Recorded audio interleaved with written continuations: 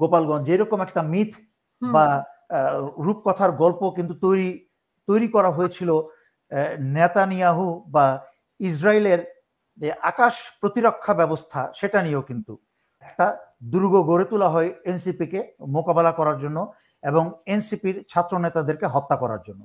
আমার কথা হচ্ছে এত বড় একটা ঘটনা ঘটলো এনসিপি সেখানে যাত্রা করার আগেই, সেটা কি এনএসআই, ডিজিএফআই এবং ডক্টর ইউনূস সরকার জানতো না? হলে প্রধানমন্ত্রী হতে হলে কোনো লজ্জা শরম থাকা যাবে না। বাংলাদেশের মন্ত্রী প্রধানমন্ত্রী হতে হলে, উপদেষ্টা হতে হলে উনি আবারই সেটা প্রমাণ করলেন যে ওনাদের লজ্জা শরম ওনাদেরও নেই। তাহলে এরকম একটা কথা বলে কি করে? ওনার তো সাথে সাথেই পদত্যাগ করে জায়গা ছেড়ে দেওয়া উচিত ছিল। গোপালগঞ্জের গণহত্যা বা যেই নামেই দেওয়া হোক না কেন, বাংলাদেশের 2000 বা তার অধিক যে গণহত্যা করলো হাসিনা গত জুলাই আগস্টে, গত 16 বছরের কথা বাদেই দিলাম, শুধুমাত্র গত জুলাই আগস্টেই যে 2000 গণহত্যা করলো এবং তার জন্য স্বৈরাচারী হাসিনা বা তার দলের আওয়ামী লীগের একটি ব্যক্তি পর্যন্ত কখনো ক্ষমা চাইল না। সুতরাং গোপালগঞ্জে, আমি গোপালগঞ্জ না বলে এটাকে গোয়ালগঞ্জ বলি, তো গোপালগঞ্জে বা গোয়ালগঞ্জে 5 জন না 50 জন মারা গেল তা নিয়ে জাতির তো কোনো মাথা ব্যথা নেই। এত কথা কেন এটা নিয়ে? We don't care. গোপালগঞ্জে কতজন মারা গেল তা নিয়ে জনগণের কোনো মাথা ব্যথা নাই, কারণ জুলাই আগস্টের রক্ত এখনো শুকায় নাই। হাসিনা ক্রমাগত ষড়যন্ত্র করেছে বাংলাদেশের বিরুদ্ধে, বাংলাদেশকে অস্থিতিশীল রাখতে। সুতরাং গোপালগঞ্জে কতজন মারা গেল তা নিয়ে কারোর মাথা ব্যথা নাই। আমি এই যেই দিন গোপালগঞ্জে এই ঘটনা ঘটছে তখন ঢাকার বনানীতে গোপন রুদ্ধদ্বার বা গোপন বৈঠক হচ্ছে ঢাকার রয়ের প্রধান এবং কালবেলার সম্পাদক সন্তোষ শর্মার মাঝখানে এবং আরও কিছু ব্যক্তি বিশেষের উপস্থিতিতে আওয়ামী সরকারের কিছু সচিব পর্যায়ের ব্যক্তির মাঝখানে আলোচনা হচ্ছে। তার মাঝখানে তারা দাবি করেছে যে গোপালগঞ্জে 15 জনকে হত্যা করা হয়েছে, সরকারিভাবে বলা হচ্ছে 5 জন। আমার কথা হচ্ছে এই গত 16 বছরের অত্যাচারে এবং বাংলাদেশের গণহত্যায় যেই বিচার বহু আগে হয়ে যাওয়া উচিত ছিল, তার তুলনায় 50 জন বা 100 জন গোপালগঞ্জে হত্যা হলেও জনগণের এটা নিয়ে সেটা কেন কোনো আক্ষেপ তো দূরের কথা, কোনো আফসোস পর্যন্ত নাই। আচ্ছা শুনেন, প্রথম কথা হচ্ছে সেনাবাহিনী নিরীহ লোকের উপর অত্যাচার করবে, সেটার কি কোনো যুক্তিযুক্ত কারণ থাকতে পারে? আপনি বলেন, পারে? একটা কারণ সেনাবাহিনীরও তো জবাবদিহিতা আছে, তো সেখানে এক্সাক্ট, শুধু আমি ওইদিকে যাচ্ছি না এখন, কারণ সেনাবাহিনী নিজেই জানে সেনাবাহিনী এখন আন্ডার দি স্পটলাইট। এই সময় সেনাবাহিনী কি বলে, পারলে আওয়ামী লীগের লোকজন হত্যা করবে না, আর সাধারণ লোকজনকে হত্যা করা বা অত্যাচার করা তো দূরের কথা, কারণ তাতে তাদেরই বদনাম হবে। এখন উন্মুক্ত জার্নালিজমের কি বলে সাংবাদিকতার সময়, এই সময় পত্রপত্রিকায় বিভিন্ন মোবাইল ফোনের ছবি ভিডিও চলে আসবে। আমি ওইদিকেও যাচ্ছি না, এটা গুরুত্বপূর্ণ বিষয় না।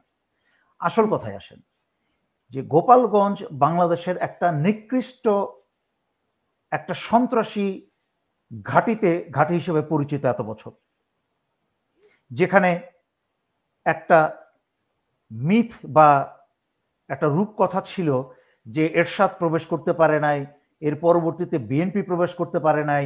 গোপালগঞ্জ এরকম একটা মিথ বা রূপকথার গল্প কিন্তু তৈরি করা হয়েছিল নেতানিয়াহু বা ইসরায়েলের যে আকাশ প্রতিরক্ষা ব্যবস্থা সেটা নিয়েও কিন্তু, আয়রন ড্রোম। কিন্তু ইরান সেটা একদিনে সেই মিথ্যা গল্পকে ধূলিসাৎ করে দিয়েছে।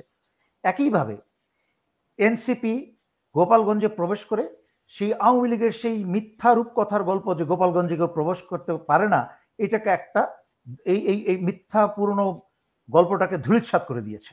এটা বহু আগে হওয়া উচিত ছিল। গোপালগঞ্জ কোনো অন্য দেশের অংশ না, এটা একটা বাংলাদেশের অন্যান্য সাধারণ, কিন্তু তারা তো জীবনের ঝুঁকি নিয়ে গেছে সেখানে।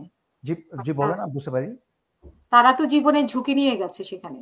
হ্যাঁ, তারা তো জীবনের ঝুঁকি নিয়ে গেছে, কারণ বুঝতে হবে যেখানে হত্যাকারী, খুনি, স্বৈরাচারী হাসিনার পিতার কি বলে মাজার বানিয়েছে, যেখানে মানে একটা শয়তানের একটা স্তম্ভ বানিয়েছে, সমস্ত শয়তানির কেবল উপমা হিসাবে তৈরি করেছে ওখানে গোপালগঞ্জে এত বছর।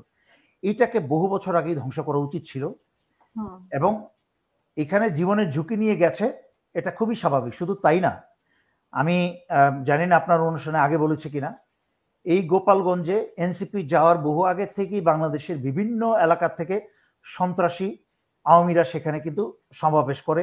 অস্ত্রশস্ত্র তো আগেও ছিল, কিন্তু তারা অস্ত্রশস্ত্র আরো প্রবেশ করায়, এবং আওয়ামী প্রাক্তন এমপির নেতৃত্বে সেইখানে একটা দুর্গ গড়ে তোলা হয় এনসিপিকে মোকাবেলা করার জন্য এবং এনসিপির ছাত্র নেতাদেরকে হত্যা করার জন্য। আমার কথা হচ্ছে, এত বড় একটা ঘটনা ঘটলো এনসিপি সেখানে যাত্রা করার আগেই, সেটা কি এনএসআই, ডিজিএফআই এবং ডক্টর ইউনূস সরকার জানতো না?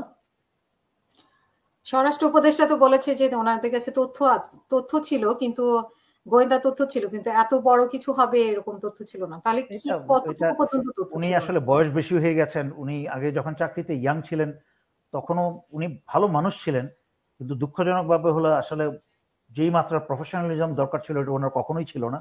এই কথার মাঝখানে এখনো তাই প্রমাণিত হয় যে উনি এরকম একটা সেন্সিটিভ স্পর্শকাতর দায়িত্বপূর্ণ জায়গায় থেকে ধ্বংসপ্রাপ্ত বাংলাদেশের, যেখানে 5ই আগস্টের পরে হাসিনা পালানোর পর থেকে ভারত ক্রমশ তারা মেনেই নিতে পারছে না যে এটা ভারতের অঙ্গরাজ্য তাদের হাতছাড়া হয়ে যাবে, যেখানে এই কি বলে অতিমাত্রার সন্ন্যাসী ডক্টর ইউনূস, উনার কোনো হুঁশই নাই যে উনি আওয়ামী বা ভারতে রেখা যাওয়া সকল অবকাঠামোর উপর একটা পরগাছা হয়ে উনি গ্রামীণের সকল সুযোগ সুবিধা আদায় করছেন। উনি দেশ এবং জনগণ নিয়ে ওনার কোনো মাথা ব্যথা নেই। উনি গ্রামীণ বিশ্ববিদ্যালয়, গ্রামীণ সুমুখ, উনি গ্রামীণ স্মার্ট লিঙ্ক, উনি বিদেশে কি বলে এটাকে শ্রমিক রপ্তানির জন্য উনি গ্রামীণ রপ্তানি ইত্যাদি ইত্যাদি বিভিন্ন জিনিস করেছেন। অন্যায়ের পর অন্যায় করে চলেছেন, দেশের কোনো সংস্কার করছেন না এবং করার কোনো বিন্দুমাত্র ইচ্ছাও ওনার নাই, পরিকল্পনাও নেই। উনি পরগাছা হয়ে উনি স্বজনপ্রীতির দুর্নীতি সবার আগে শুরু করেছেন।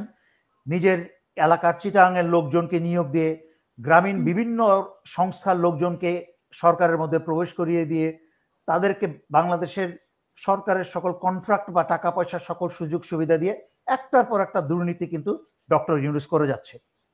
সেই ডক্টর ইউনূসের তো কোনো মাথা ব্যথাই নেই, এবং তার বসানো দুর্বল উপদেষ্টারা তো বলবেই যে গোপালগঞ্জের মতো একটা স্পর্শকাতর জায়গায় আওয়ামী সন্ত্রাসীদের একটা ঘাঁটি, এবং যেখানে এনসিপির এই বাচ্চা ছেলে পেলগুলো যাচ্ছে সেখানে উনি এত বড় কিছু হতে পারে এটা উনি ভাবতে পারেন নাই। উনি ওই মুহূর্তেই তো পদত্যাগ করে, লজ্জা শরম যদি থাকে পদত্যাগ করে যাওয়া উচিত ছিল, যেহেতু বাংলাদেশিদের এবং বিশেষ করে 16 বছরে হাসিনা শিখিয়ে দিয়ে গেছে যে মন্ত্রী হতে হলে, প্রধানমন্ত্রী হতে হলে কোনো লজ্জা শরম থাকা যাবে না, বাংলাদেশের মন্ত্রী প্রধানমন্ত্রী হতে হলে, উপদেষ্টা হতে হলে। উনি আবারই সেটা প্রমাণ করলেন যে ওনাদের লজ্জা শরম ওনাদেরও নেই।